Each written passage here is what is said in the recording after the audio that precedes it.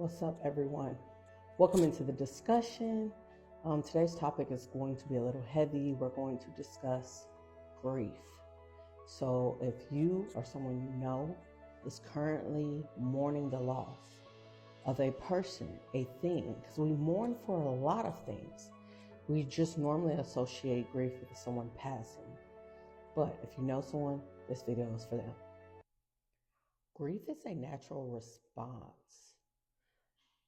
We might be filled with deep sorrow, regret, anger, a whole host of emotions. But the most important thing to remember is that it is normal and it is a natural response to life. Your support system during your time of grief will be vital. And I know it's really easy to want to isolate yourself when you're going through a hard time. You'll figure, nobody really understands how I feel. And this may or may not be true, but it's okay to take a day or two for yourself, for healing, for self reflection, just to think. But there is a total difference when you're going into complete isolation. And you want to try to avoid that while you're grieving. You get to grieve in your own way, but we have to remember there's healthy ways to grieving, and then we can completely get into a dangerous zone when it comes to grief. Something else that I find very important is finding ways to express these emotions.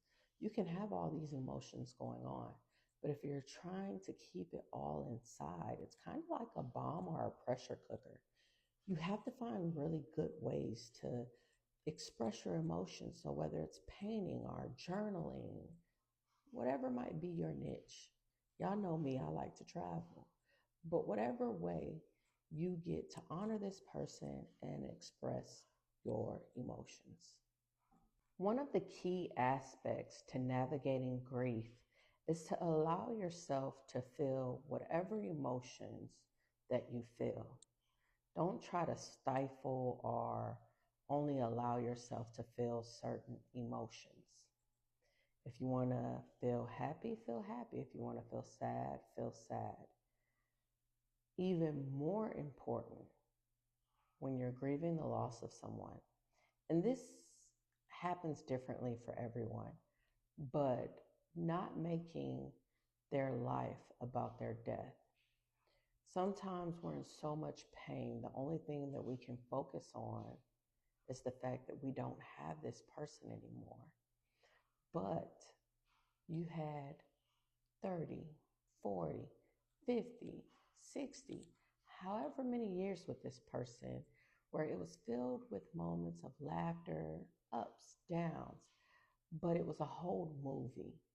And someone really wise told me that sometimes we take it and we minimize their entire life down to a trailer, and it's the moment that we lost them. And the person that we loved is so much bigger than that. Grief is a really hard process. And for some of us, it's a very uncomfortable process. I lost my parents at 14 and it rocked my world. And I spent years trying to avoid grieving and then years grieving. And it was a complete journey. But know that we can make it through to the other side. I'm not telling you that it's easy. What I'm telling you is that the person that you lost loves you, and they wouldn't want you to be at the pits of darkness. They wouldn't want you to minimize their entire life to the moment that they passed. They want to be remembered by all the times that they filled your heart, all the times that you laughed with them, the time that y'all spent with each other.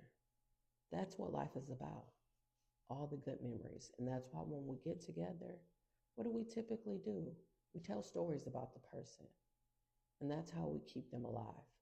That's how we keep their legacy alive. I was actually talking to another counselor, and me and her was having a debate if time makes things hurt less or if time just helps us not to notice how much pain we are in. And it all stemmed from the original notion or concept that time heals all. Not true. And if you find yourself struggling while you're grieving the loss of someone, something, it's okay to reach out and get help. We're not alone. Healing is a journey and it takes time. It's not a sprint, it's a marathon.